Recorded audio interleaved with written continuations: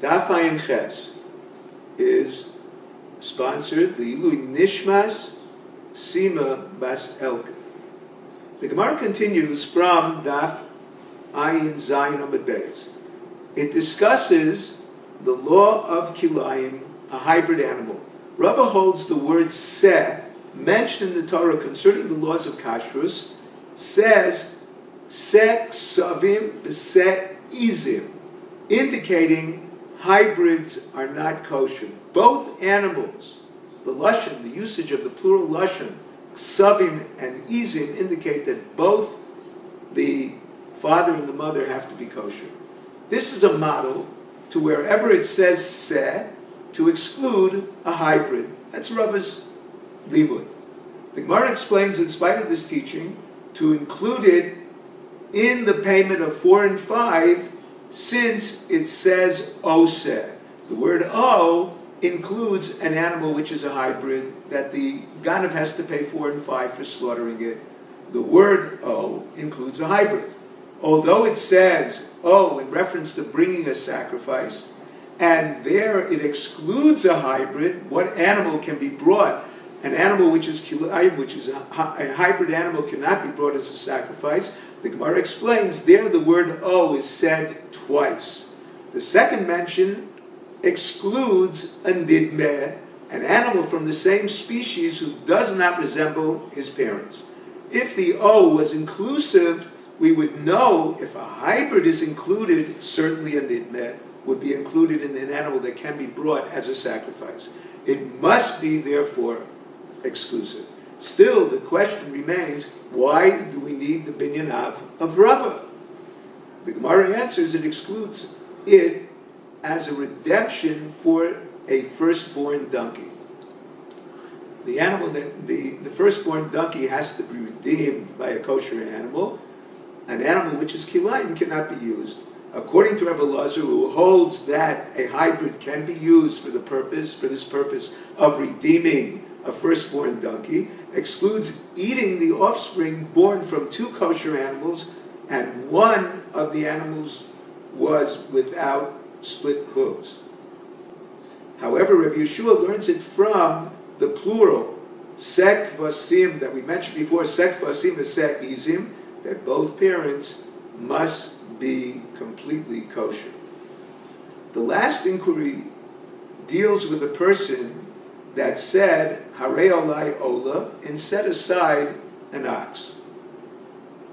Rava explained, even if the owner wanted to fulfill a mitzvah min hamuvchar, so he said, I'm bringing in an ola, and he set aside a most expensive animal to do that, the thief has to return only a lamb or a bird, whichever is cheaper, to fulfill the owner's requirement to bring a korban. The fact that the owner wanted to be mekayim mitzvah min hamuvchar is not the obligation of the thief. The Mishnah on Ayin Ches Amud Beis discusses the ganav selling, but retaining some of the animal. The Mishnah refers to this as echad mimeya. He retained 1/100th. He is not liable to the 4 and 5 payment because he did not sell it all. Rav explains he must retain something that the slaughter permits as a small portion of the animal's flesh. Levi holds it doesn't have to be from the flesh of the animal, any part of it, even if he withholds the wool. Rebbe holds any limb that would invalidate the slaughter, that the animal would be alive in the vela, is considered a retention.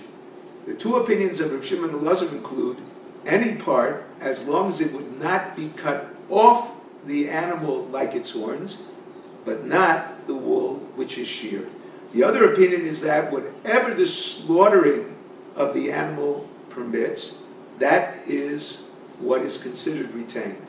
Levi holds, since it says in the pasuk, Utvacho o mecharo, both require all the animal to be sold.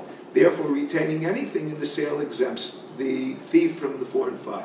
Rebbe holds the liability for the sale must be similar to the slaughter.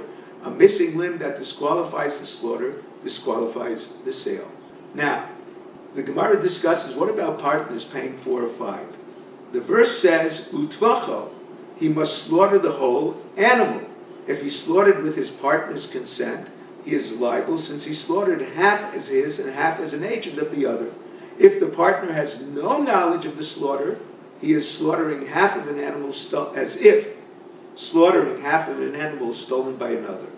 The thief retained rights in the animal. He retained 30 days of work, or its work if the buyer does not slaughter it immediately, or he retained the fetus, according to the opinion in the Gemara that holds Uber Lav Yerech Imo, the fetus is not part of the animal's body. Since it is now attached, it is considered retained, or perhaps we would say, since it's separate in principle, it is not considered something that is a retention, and therefore he would be chayav for the slaughter of the 4 and 5, even if he retained the fetus.